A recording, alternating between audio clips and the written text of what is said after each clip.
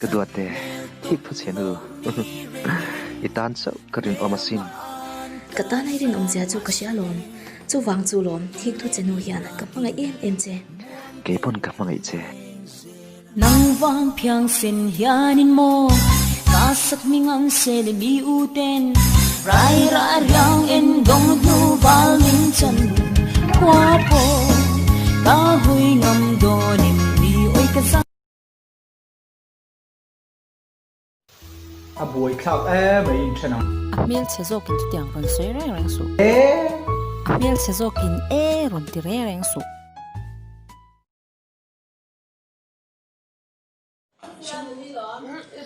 hello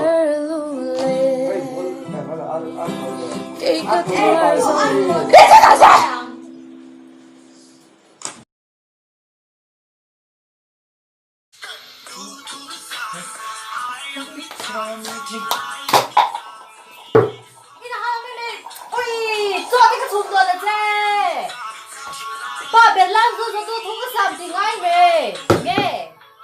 tôi chung áp hồn tờ cho còn nghe đó là mày nu bé cần chua cơ xuống rồi rung đều in hẳn xuống nè ex wang kha ni ru na phuba lak idu a thik thu chau chwa idu tro ti dan ka silang che min ngai zong me ro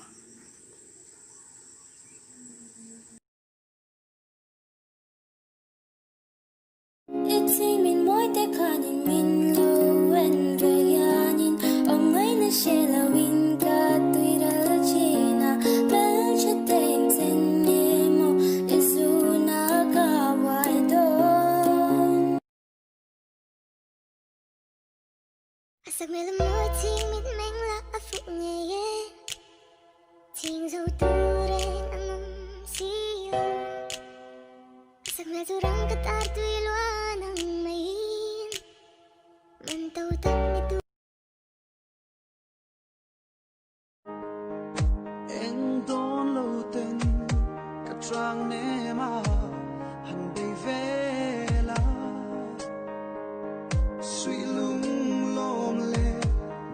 Samsung akin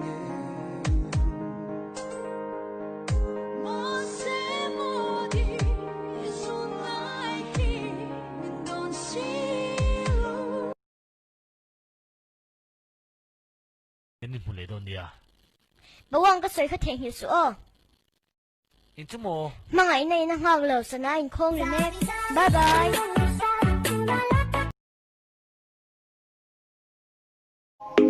anh và nhìn nghe cái buổi sáng rồi cái rùm nhá là cái rùm nhá là cái rùm nào ông là mới mắc rồi cái bên đông tây High school kan kalai kan tu thei zia chen kha lanu isang lua e izuna kawai e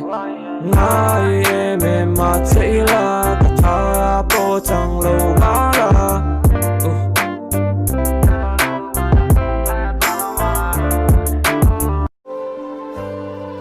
đi su ngày loạt vang hian e lên roll ten min se la chi ma se dan ka tor zela ton to lo tur đi sun vang hian loi li pui ka nu la chi boy te voi khat so tan nem le ro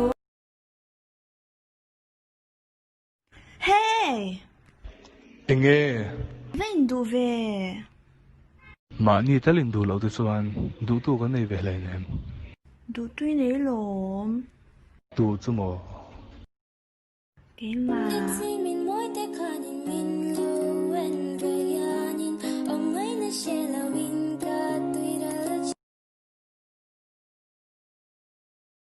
sắc mê lâm môi thiên mít mênh là áp phụ nhẹ nhẹ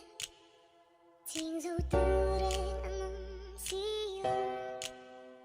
sắc mê dù răng cất ar tùy loa